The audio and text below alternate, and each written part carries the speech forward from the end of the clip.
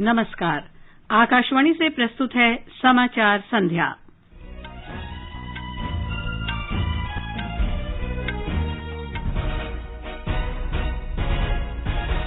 बिहार में विधानसभा चुनाव की मतगणना जारी।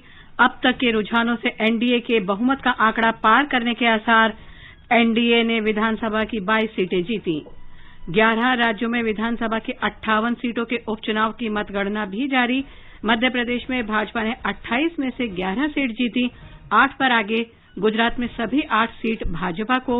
उत्तर प्रदेश में भाजपा ने 7 में से 6 सीटें जीती और 1 समाजवादी पार्टी को मिली। जनता दल यूनाइटेड ने बिहार में वाल्मीकि नगर लोकसभा सीट फिर जीती। प्रधानमंत्री नरेंद्र मोदी ने कहा, भारत को सुधार के साथ बहुपक्षवाद के लिए एससीओ से पूरे समर्थन की उम्मीद। क्षेत्रीय शांति और आतंकवाद से एकजुट होकर लड़ने की भारत की प्रतिबद्धता दोहराई। कोविड-19 से स्वस्थ लोगों की संख्या 79 लाख को पार, जो विश्व में सबसे अधिक है। और दुबई में आईपीएल क्रिकेट के फाइनल में दिल्ली कैपिटल्स और मुंबई इंडियंस के बीच मैच जारी।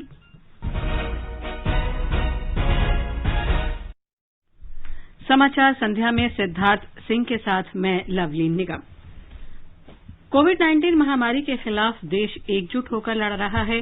आप भी हमारे साथ सुरक्षा और बचाव के 3 आसान एहतियाती उपायों का संकल्प लें।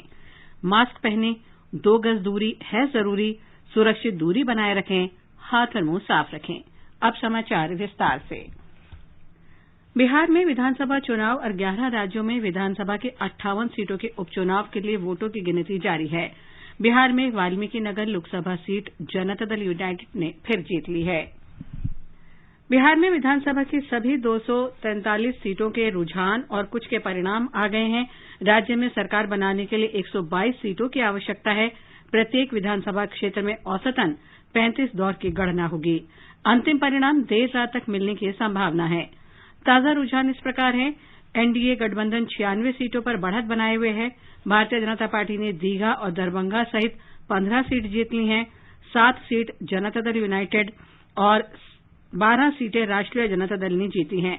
3 सीट पर कांग्रेस और 2 सीट पर विकासशील इंसान पार्टी के उम्मीदवार विजयी रहे। एनडीए के विभिन्न दलों की स्थिति इस प्रकार है। भारतीय जनता पार्टी 57, जनता दल यूनाइटेड 34, विकासशील इंसान पार्टी 2 और हिंदुस्तानी अवाम मोर्चा 3 सीट पर आगे है। महागठबंधन में शामिल विभिन्न दलों की स्थिति इस प्रकार है। राष्ट्रीय जनता दल 65, कांग्रेस 17 और वामपंथी पार्टियां 16 पर आगे हैं।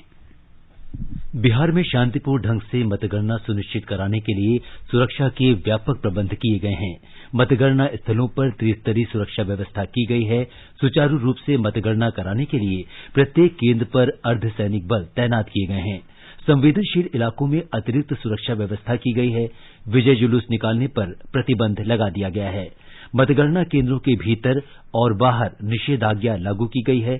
बिहार विधानसभा की 243 सीटों के लिए 3 चरणों में 28 अक्टूबर, 3 नवंबर और 7 नवंबर को वोट डाले गए थे।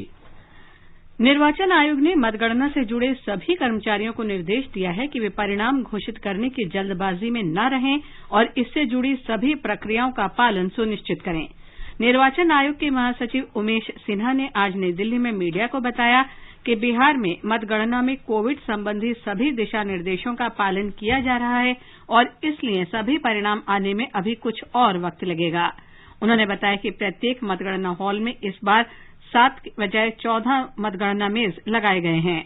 As the process of polls were modified, similarly the norms of the counting arrangements were also modified. Instead of 14 counting tables in a hall, generally we have 7 counting tables kept in every counting hall except the places where much bigger halls are available. The Commission has directed that the counting officials need not be in a haste or hurry to declare the results and they should follow all the procedures and take as much time as it is naturally required. Considering the above facts, it is natural that it will take some more time than the normal time. Results may come till late night.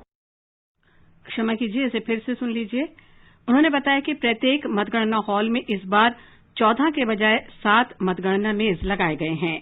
उप निर्वाचन आयुक्त आशीष कुंद्रा ने बताया कि बिहार में मतगणना के कुल 7,737 में से 4,858 दौर पूरे हो चुके हैं।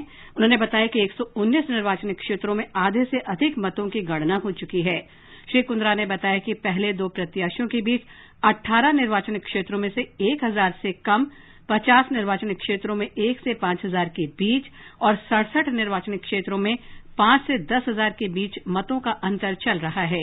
एक अन्य उप निर्वाचन आयुक्त चंद्रभूषण कुमार ने बताया कि लगभग 4 करोड़ 11 लाख मतों में से 2 करोड़ 74 लाख मतों की गणना हो चुकी है, जो कुल मतों का लगभग 2/3 है।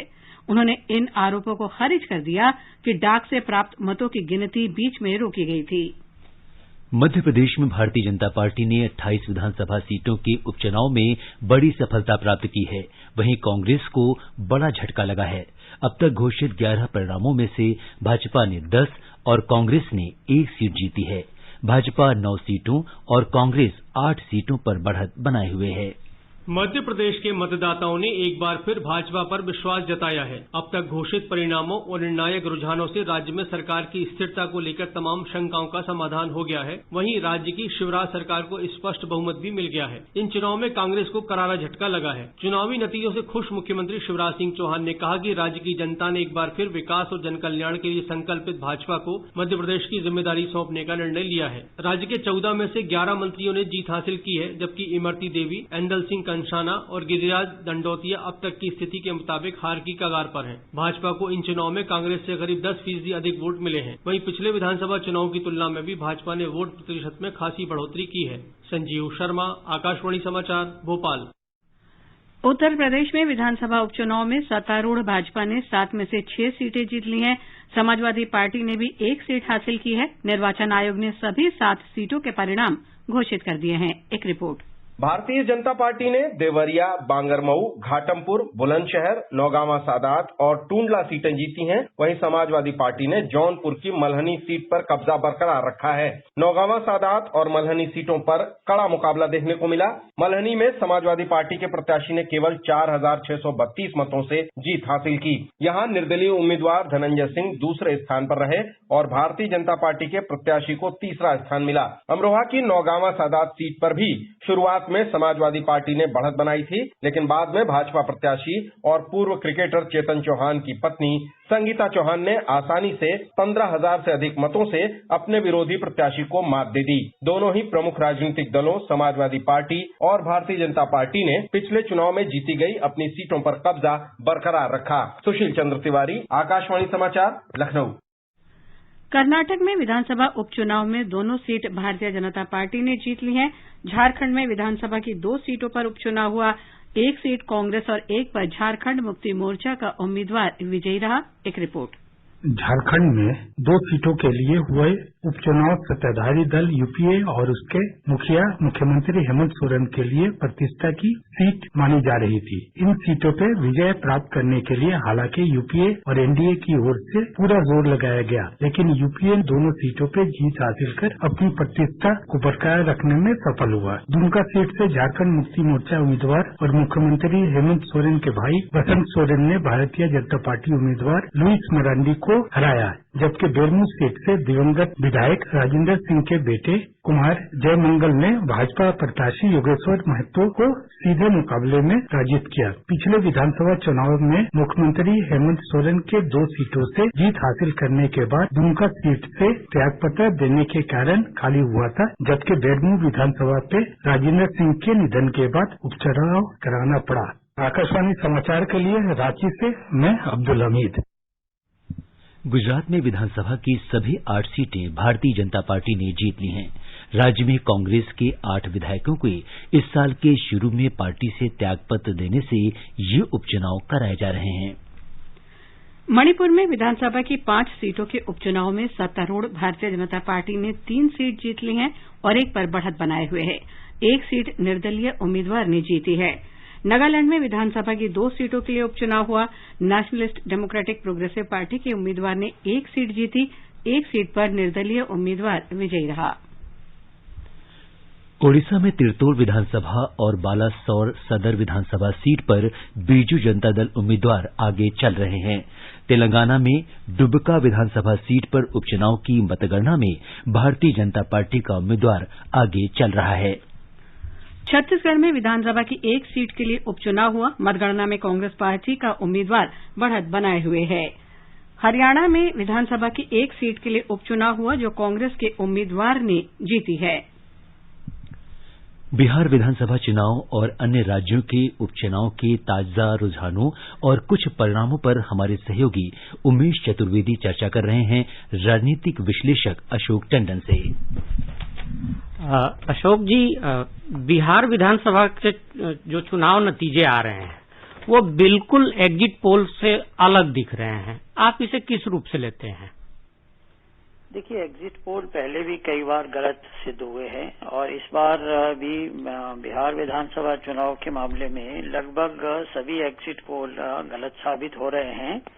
बहुत कम कोई एक आध एग्जिट पोल था जिसने ये कहा था कि शायद एनडीए टक्कर दे पाएगी। अधिकांश तो सभी ने ये कहा था कि महागठबंधन को भारी जीत मिलेगी, लेकिन जिस तरह के रुझान आ रहे हैं उससे तो एक बार फिर से सभी एग्जिट पोल गलत साबित हुए हैं। अशोक जी, चुनाव नतीजों को देखें तो जो पहले दौर में मतदान हुआ था 28 अक्टूबर को, उन सीटों पर राष्ट्रीय जनतांत्रिक गठबंधन को खास फायदा नहीं हुआ है, सफलता नहीं मिली है। वहां आप देखेंगे तो आरजेडी के अगुवाई वाला जो गठबंधन है वो ज्यादा जीतता हुआ नजर आ रहा है, जबकि बाकी बाद के जो दोनों चरणों में मतदान हुए हैं 3 नवंबर को और 7 नवंबर को, उसमें भारतीय जनता पार्टी की अगुवाई वाला राष्ट्रीय जनतांत्रिक गठबंधन बहुत अच्छी पोजीशन में दिख रहा है।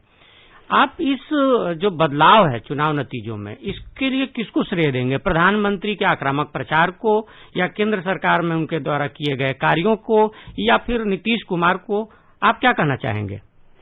देखिए, कई कारण रहते हैं, लेकिन प्रधानमंत्री का जिस तरह से दौरा हुआ बाद में, उस दौरे का भी असर दिखाई दे रहा है। और जिस प्रकार से नीतीश जी ने भी ये कह दिया कि मेरा ये आखिरी चुनाव होगा, तो कुल मिलाकर अगर हम देखें तो चुनाव परिणाम अभी आने बाकी हैं, लेकिन जब तक ये रुझान है तब तक किसी प्रकार का विश्लेषण करना ठीक नहीं होगा।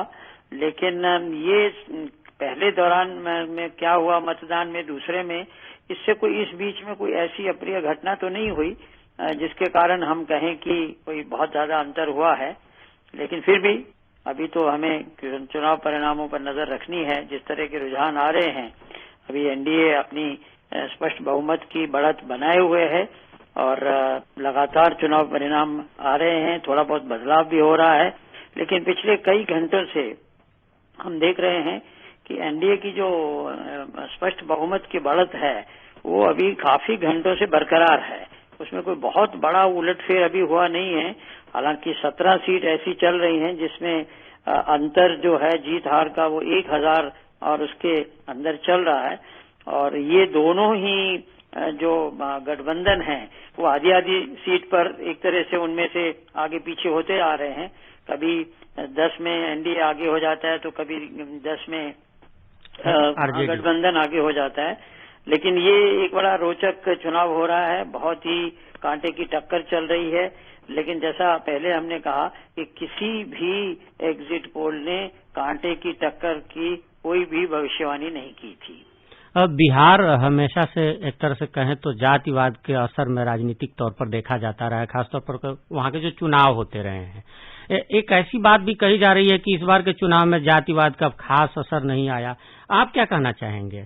क्या ऐसा हुआ है इस बार भी? देखिए, ये तो चुनाव परिणाम आने के बाद जब विश्लेषण होगा हम तभी इसके बारे में बात कर सकेंगे, क्योंकि कई तरह की बातें कही जा रही हैं कि लोक जनशक्ति पार्टी के आने से जेडीयू को नुकसान हुआ है। कुछ लोगों का मानना है कि ओवैसी की पार्टी के आने के कारण आरजेडी और कांग्रेस को नुकसान हुआ है। लेकिन ये अभी परिणाम पूरे आए नहीं हैं, तो इन रुझानों के दम पर हम अभी ये नहीं कह सकते कि जातिवाद ने कितना असर दिखाया है। लेकिन ये बात आपकी ठीक है कि पुराने चुनाव परिणामों की जो हम विश्लेषण देखें तो बिहार में जातिवाद काफी एक तरह से हमें दिखाई देता रहा है और जातिगत समीकरण के चलते ही उम्मीदवार भी खड़े किए जाते हैं, चाहे वो कोई भी दल हो या कोई भी गठबंधन हो। तो जातिवाद बिहार से पूरी तरह से निकल जाएगा ये तो पहले भी कल्पना नहीं थी, लेकिन ये अवश्य था कि इस बार जो भी केंद्र की योजनाएं हैं जिसका लाभ गरीबों तक पहुंचा है, जिसका लाभ जो माइग्रेंट लेबर को पहुंचा है, जिस प्रकार का लाभ जो है किसानों को पहुंचा है, वो कहीं ना कहीं एक फैक्टर के रूप में उभरेगा और वो कुछ दिखाई भी दे रहा है। क्योंकि हम देखें कि अगर हम मानकर चलें कि 15 साल की नीतीश कुमार की एंटी इनकम्बेंसी थी, तो फिर एनडीए का जो इस तरह का परफॉर्मेंस है फिर वो कैसे अच्छा आ रहा है। तो कहीं ना कहीं हम देखते हैं कि केंद्र की योजनाएं, उनका लाभ गरीब तबके को, किसान को, मजदूर को वो जो पहुंचा है, घर घर में गैस पहुंचना, स्वास्थ्य की योजनाओं का लाभ होना, जन धन योजना का लाभ होना, ये इसके चलते जो गरीब वर्ग है उसका जो एक जुड़ाव रहा प्रधानमंत्री नरेंद्र मोदी के साथ, वो एक बहुत बड़ा एक फैक्टर बनता हुआ दिखाई दे रहा है, जो आज भी अभी भी इस स्थिति में भी एनडीए अपनी पूर्ण बहुमत वाली बढ़त बनाए हुए है। नीतीश कुमार की एंटी इनकम्बेंसी की चर्चा हुई, इसको दो लोगों ने, खासतौर पर आप देखेंगे कि युवा नेतृत्व है, दोनों ने इसको मुद्दा बनाया है। आरजेडी के तरह से कहें तो नेता तेजस्वी यादव ने और दूसरी ओर एलजेपी के अध्यक्ष चिराग पासवान ने। जाहिर है कि इसमें तेजस्वी आगे दिख रहे हैं, चिराग पासवान पीछे देख रहे हैं। ये दोनों युवा नेतृत्व के भविष्य को आप कैसे देखते हैं?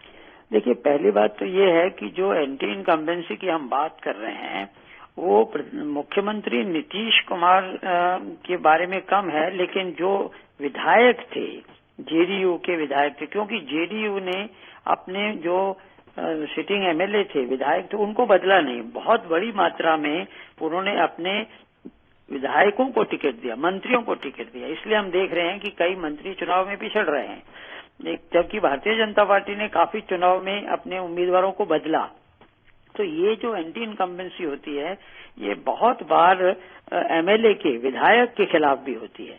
दूसरी बात, जो आप युवा की बात कर रहे हैं, देखिए युवा, ये जो प्रधानमंत्री ने नारा दिया था डबल इंजन का, केंद्र सरकार और बिहार सरकार का, एनडीए की, उसके मुकाबले में दो युवाओं की बात की गई थी, डबल यूथ, यानी कि तेजस्वी यादव और साथ में राहुल गांधी। लेकिन वो भी जोड़ी जो है को कोई बहुत ज्यादा युवाओं को प्रभावित कर पा रही है, ऐसा अभी चुनाव के रुझानों से दिखाई नहीं देता।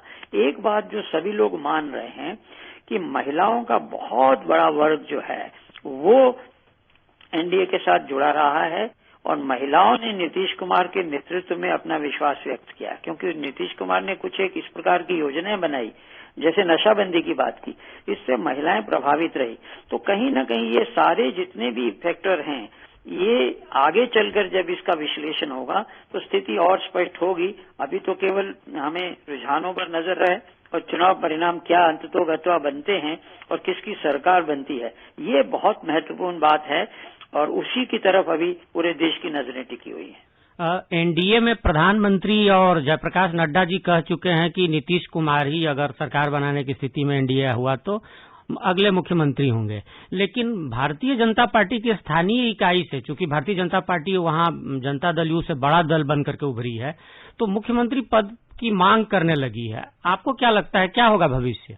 मुझे नहीं लगता कि भाजपा की स्थानीय इकाई में किसी महत्वपूर्ण व्यक्ति ने ये बात कही होगी, क्योंकि ये बात प्रधानमंत्री भी, अमित शाह भी और जगत प्रकाश नड्डा भी, अध्यक्ष, ये सब स्पष्ट कर चुके हैं कि ये चुनाव हम नीतीश कुमार जी की अध्यक्षता में, नेतृत्व में लड़ रहे हैं और जैसा भी परिणाम आए, चाहे भारतीय जनता पार्टी सबसे बड़ा दल उभरे तो भी नीतीश कुमार ही मुख्यमंत्री रहेंगे। तो इसमें कोई मुझे लगता नहीं किसी प्रकार की, और केंद्रीय नेतृत्व में तो जब स्पष्ट कर दी स्थिति, तो राज्य में कोई एक आध व्यक्ति अगर इस प्रकार की बात करता है तो मुझे नहीं लगता उसकी ओर कोई बहुत ध्यान दिया जाना चाहिए।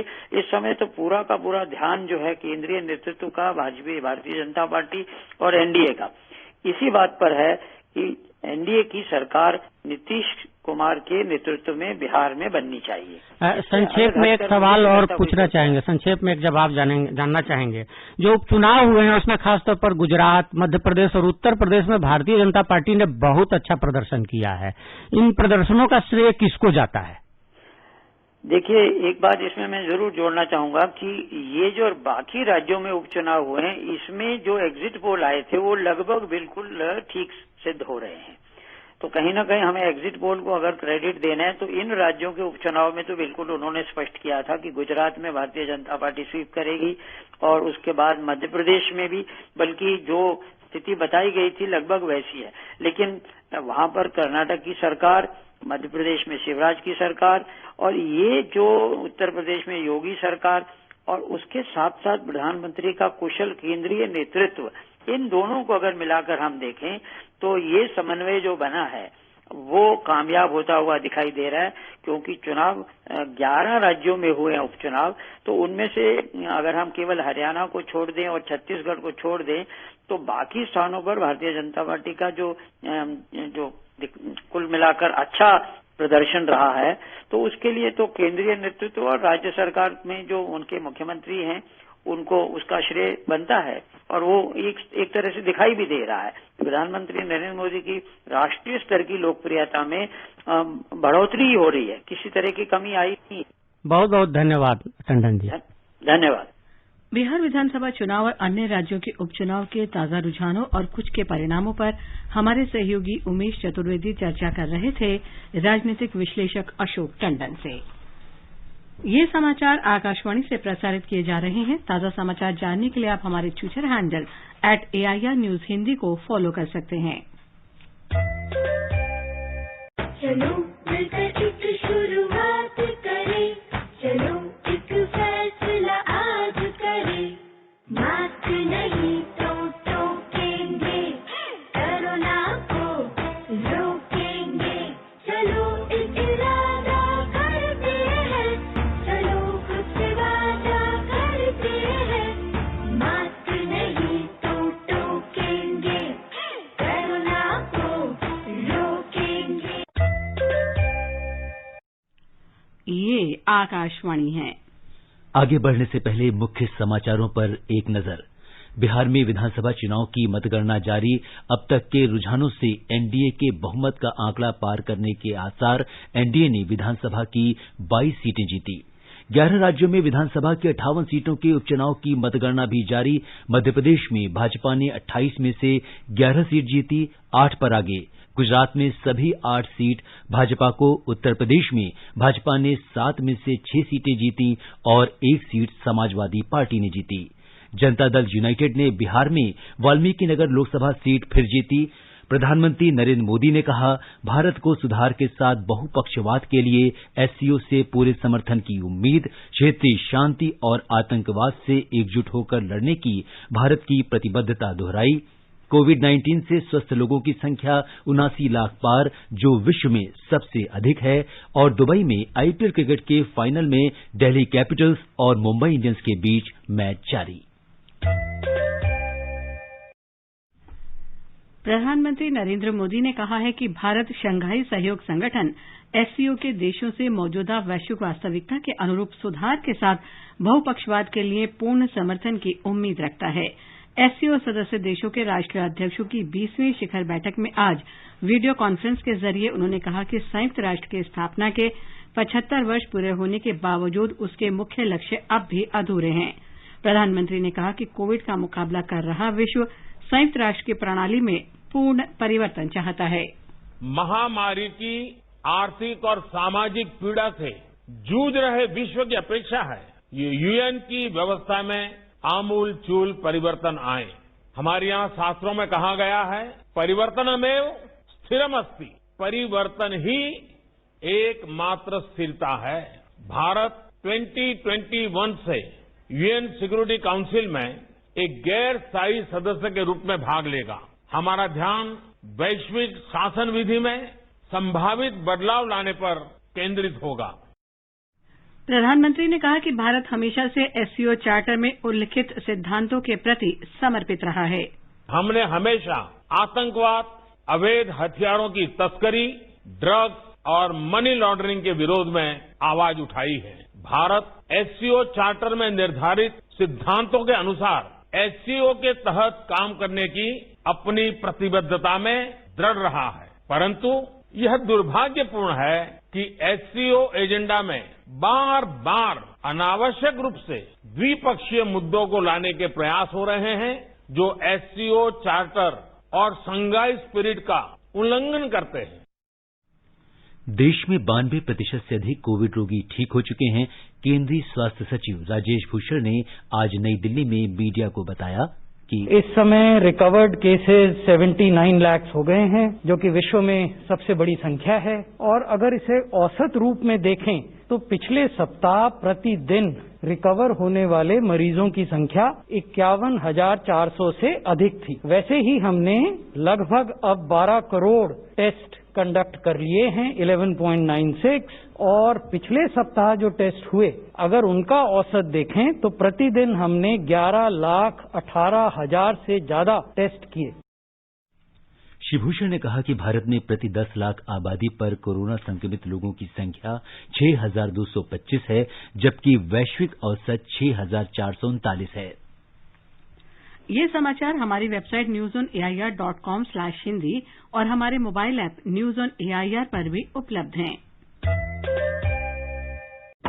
अरे आशा दीदी, हाँ शारदा, गुड़िया कैसी है? गुड़िया एकदम ठीक है, अभी सो रही है। अरे रात में गुड़िया को बिना मच्छरदानी के सुला रही हो? दीदी वो तो ऐसे ही सो जाती है। ध्यान रहे, छोटी सी लापरवाही मलेरिया जैसी बड़ी बीमारी का कारण हो सकता है। ये चेतावनी आपके लिए भी है। गर्मियों और बारिश के मौसम में घर के आसपास पानी इकट्ठा न होने दें। सोते समय हमेशा मच्छरदानी लगाएं। अपने घर में मच्छर मारने वाली दवा का छिड़काव करवाएं। आपकी भागीदारी मलेरिया पर पड़ेगी भारी। स्वास्थ्य एवं परिवार कल्याण मंत्रालय, भारत सरकार द्वारा जनहित में जारी। आईपीएल के फाइनल में दुबई में दिल्ली कैपिटल्स का सामना मुंबई इंडियंस से हो रहा है। ताजा समाचार मिलने तक दिल्ली ने 11 ओवर में 3 विकेट पर 83 रन बना लिए थे। इससे पहले दिल्ली ने टॉस जीतकर बल्लेबाजी का फैसला किया। इस टूर्नामेंट में अब तक दोनों टीमों के बीच 3 मुकाबले हुए हैं और तीनों ही मैच मुंबई जीतने में सफल रही है। दिल्ली की टीम पहली बार आईपीएल के फाइनल में पहुंची है, जबकि मुंबई ने अब तक 4 बार आईपीएल का खिताब जीता है। और एक नजर कल के मौसम के पूर्वानुमान पर। राष्ट्रीय राजधानी दिल्ली में कोहरा छाया रहेगा। न्यूनतम तापमान 11 और अधिकतम 29 डिग्री सेल्सियस के बीच रहेगा। चेन्नई में गरज के साथ बारिश होगी। तापमान 22 और 31 डिग्री सेल्सियस के बीच रहेगा। कोलकाता में न्यूनतम तापमान 20 और अधिकतम 33 डिग्री सेल्सियस रहने की संभावना है। श्रीनगर में दोपहर या शाम को आंशिक रूप से बादल छाए रह सकते हैं। तापमान 0 से 1 डिग्री नीचे और 18 डिग्री सेल्सियस के बीच रहने के आसार हैं। जम्मू में आसमान साफ रहेगा। न्यूनतम तापमान 13 डिग्री और अधिकतम 28 डिग्री सेल्सियस के बीच रहेगा। लेह में न्यूनतम तापमान 0 से 1 डिग्री नीचे और अधिकतम 12 डिग्री सेल्सियस के आसपास रहेगा। गिलगित में दोपहर बाद कहीं कहीं बादल छाए रहने की संभावना है। तापमान 0 से 1 डिग्री नीचे और 21 डिग्री सेल्सियस के बीच रह सकता है। मुजफ्फराबाद में आसमान साफ रहेगा। तापमान 5 और 26 डिग्री सेल्सियस के बीच रहने के आसार हैं। समाचार कक्ष से दीपिका शर्मा। केंद्रीय जांच ब्यूरो ने केरल में कोचीन बंदरगाह ट्रस्ट के उपाध्यक्ष के नाम आय से अधिक संपत्ति का मामला दर्ज किया है। उन पर आरोप है कि उन्होंने वर्ष 2004 से 2013 के दौरान, जब वे ट्रस्ट के सचिव थे, करीब 91 लाख मूल्य की आय से अधिक संपत्ति अर्जित की। उनके घर और कार्यालय से संपत्ति से संबंधित कई दस्तावेज भी बरामद हुए हैं। मुंबई में टेलीविजन दर्शकों की संख्या का अनुमान लगाने से संबंधित टीआरपी घोटाले के सिलसिले में आज तड़के पुलिस ने रिपब्लिक टीवी के डिस्ट्रीब्यूशन प्रमुख घनश्याम सिंह को उनके निवास से गिरफ्तार कर लिया। Ghanshyam Singh Republic media network के सहायक उपाध्यक्ष भी हैं। मुंबई पुलिस की अपराध शाखा ने बताया कि इस सिलसिले में अब तक 12 लोगों को गिरफ्तार किया जा चुका है। पुलिस की खुफिया इकाई इससे पहले भी कई बार घनश्याम सिंह से पूछताछ कर चुकी है। और अंत में मुख्य समाचार एक बार फिर। बिहार में विधानसभा चुनाव की मतगणना जारी। अब तक के रुझानों से एनडीए के बहुमत का आंकड़ा पार करने के आसार। एनडीए ने विधानसभा की 22 सीटें जीती। 11 राज्यों में विधानसभा की 58 सीटों के उपचुनाव की मतगणना भी जारी। मध्य प्रदेश में भाजपा ने 28 में से 11 सीट जीती, 8 पर आगे। गुजरात में सभी 8 सीट भाजपा को। उत्तर प्रदेश में भाजपा ने 7 में से 6 सीट जीती और 1 सीट समाजवादी पार्टी ने जीती। जनता दल यूनाइटेड ने बिहार में वाल्मीकि नगर लोकसभा सीट फिर जीती। प्रधानमंत्री नरेंद्र मोदी ने कहा, भारत को सुधार के साथ बहुपक्षवाद के लिए एससीओ से पूरे समर्थन की उम्मीद, क्षेत्रीय शांति और आतंकवाद से एकजुट होकर लड़ने की भारत की प्रतिबद्धता दोहराई। और कोविड-19 से स्वस्थ लोगों की संख्या 79 लाख को पार, जो विश्व में सबसे अधिक है। इसके साथ ही समाचार संध्या का यह अंक समाप्त हुआ। नमस्कार।